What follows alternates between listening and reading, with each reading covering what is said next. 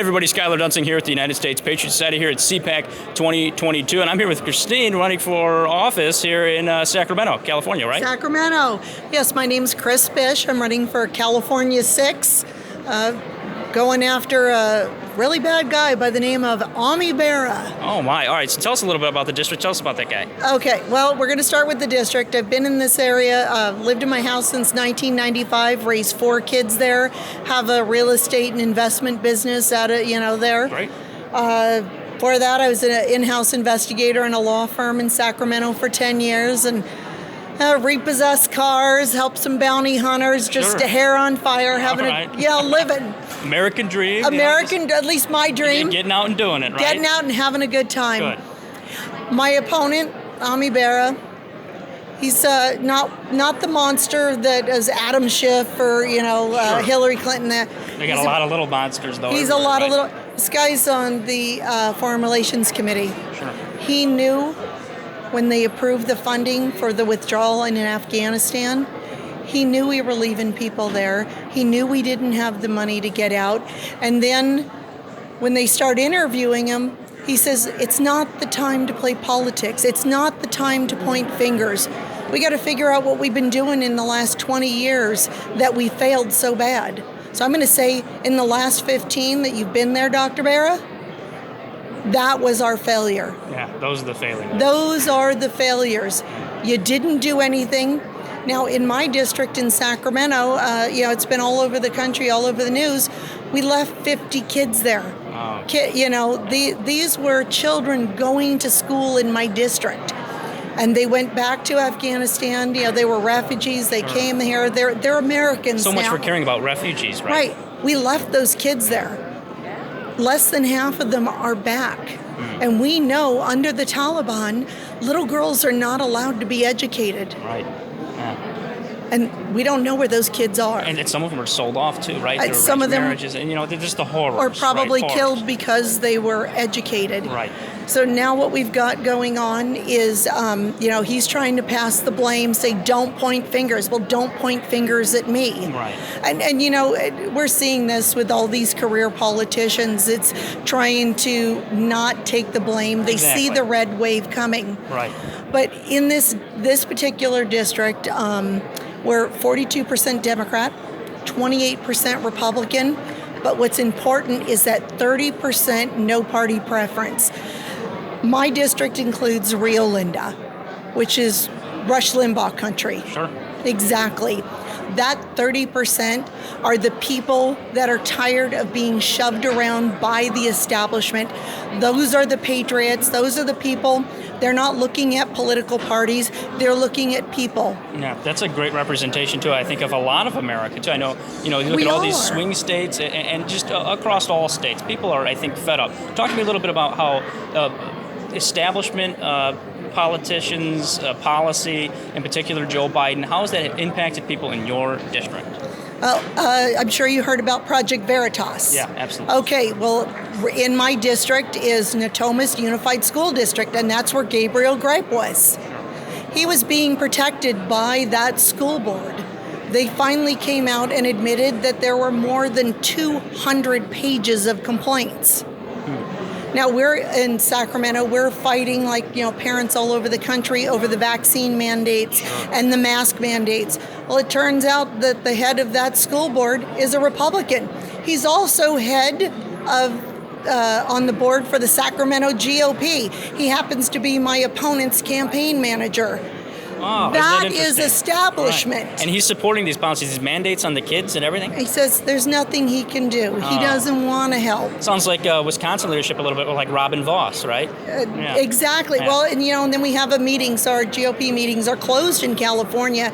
So in the meeting, he's saying, look, it's easier to fight parents than the teachers union. Yeah. That's where the funding comes from. Exactly. Right. And we know that there were 200 pages of complaints against Gabriel Gripe.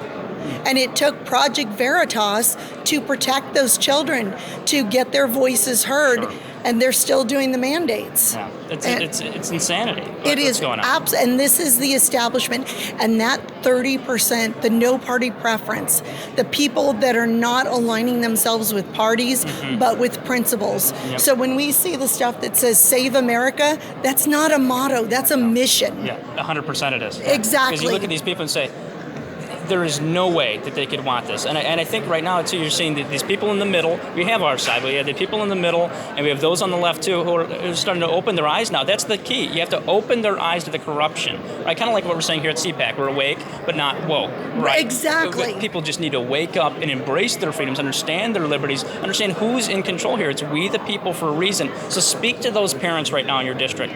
How are you going to help fight for them? Okay, well, one of the things that we need to do, I'm a Republican, registered Republican, Right. and we just had the Reagan dinner here, and Tulsi Gabbard was the keynote speaker. Sure. Very well-known president, Democrat running for president. And she was the keynote speaker here at CPAC for the Reagan dinner. Yeah.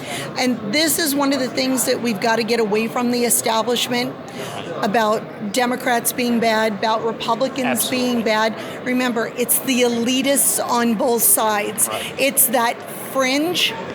They're trying to accuse us of being the fringe, the middle. Us against one another, right? With Remember, racial divide and everything else. Too. Democrats aren't bad. Right.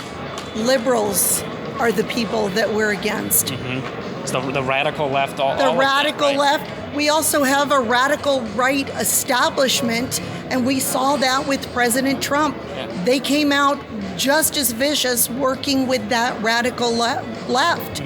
So the way they attacked President Trump. Imagine how much more he could have been able to do if they didn't attack him. They right? stole They that. They did. I think he gets a do-over. I think so too. And they should have had a revote probably for that. You got a recount, audit. Probably should have done a revote, like he said last night with his speech.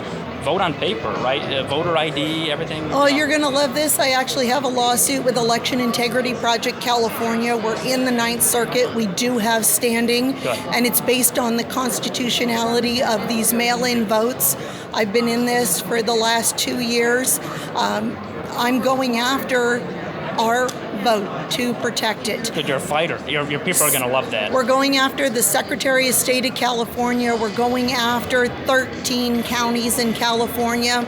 We've gotten to the bottom of why 40 of 58 counties in California have that secret voting system. Yeah, We don't right. want to say the word because they like to sue. Oh, they do. They like to Okay, but I am fighting this, and this is my background. It's investigation, it's dealing, it's paperwork. It's the ground. It's the nature of grassroots activism, taking a stand for our country and the freedom, so it doesn't disappear. Right? Our elections are so sacred to us, the sacred right of the vote. Your advice here to voters going into midterms, going into your election, what should be really important? Priority number one, you think, for them? Your advice. Vote for the candidate. Get to know your candidate. Find out, not digging into their background, whatever. It's find out about that candidate. And so for me, it's not just my race. We see a lot of selfishness going on. It's about me. It's about my race. I'm recruiting candidates all over the country. A lady that a lot of your viewers may know is a lady named Shu. She's running against Ilhan Omar in Minnesota. She's been covered. She's a real treat. She is awesome. She is a treat. She reached out to me on Twitter because one of the things that I do is I reach out and say, it's time for all of us to be active. Right. We have an action. We're all being called to do something. She reached out to me and said, Chris, I've gone to the GOP. I want to run for Congress. I don't know how to do this. I need help. Sure. So, and that's what I'm going to tell everyone here is I can't run your campaign, but I can help you get started, put you in the right direction. We were able to get her paperwork filed and give her the encouragement, that support, that you're not doing this alone. And this is something that the parties do to keep people out, unless you're the chosen one. Right. Okay, this isn't the time for this. There's so many people who don't, my last name's not Kennedy, it's not Clinton, it's not these big names, and you don't have to be that. Because obviously you want to win your individual race. Yes. And it starts at individual liberty, right? And individual freedom, your own autonomy over yourself, your own independence, individual level. But you don't just win by yourself, you win together. Exactly. And you need to build, for me, I'm going to Washington, D.C., And I am the person that'll sit across the table from the AOCs, the Ilhan Omars, and the Nancy Pelosi's and have zero issue with calling them out, calling them for what they are, what they're doing, and standing up for America.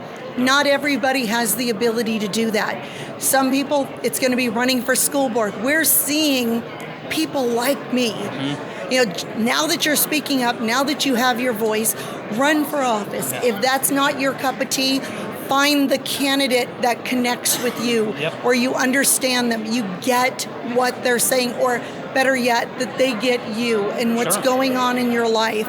And so I'm going to tell everyone out there, if you're thinking about running for office, reach out to me. And where can people go to do that? You can go to bishforcongress.com. That's BISH for Congress.com. I'm on social media. You can private message me, and you're not going to believe this. You can text me if you're not on social media. My phone number is 916-223-1765. I can't run your campaign, but I can point you in the right direction, tell you how to get started, tell you where to find good, honest, patriotic candidates that are going to help save America. And remember, this isn't a motto, this is a mission. My name is Chris Bish, and you know, I have to make the pitch. It's expensive running for Congress. It is. So if you can donate, you go to bishforcongress.com, and I'm going to tell you, one of the most valuable donations I got was from a lady in Long Island, New York. She sent me a message. She said she's on a fixed income. All I can afford is $5. That's amazing. Every little thing helps. That's what we've seen with our organization too. I mean, you need every little bit of support. Can do, yeah. Just the positive messages people too that send you, because you're putting yourself out there, you're fighting so hard, and that's what people need to do right now. And you're a fighter, and more people need to take a stand. And you know, like you'd said too, you know, you might not run for office, you might not even run for school board, but get involved in your community, get involved with your neighbors, your friends, your family. Go to a school board meeting. Right. Take a stand. This is your country, and it says "We the People" at big bold letters in our Constitution for a reason. And just remember, our rights are given to us by God, not by politicians, and they have no authority to restrict them or take them away. We have to own our rights, we have to own our heritage, but with all of our rights comes awesome responsibility. So when you speak, if you own a gun, whatever that right is, understand it. Understand the responsibility of that right and own it. Absolutely. Guys, this is your country, and the time to take a stand and take it back is right now. Amen. Thank you so much for joining us here at the U.S. Patriot Society. God bless you. God bless you, everybody. as well. It's We the People.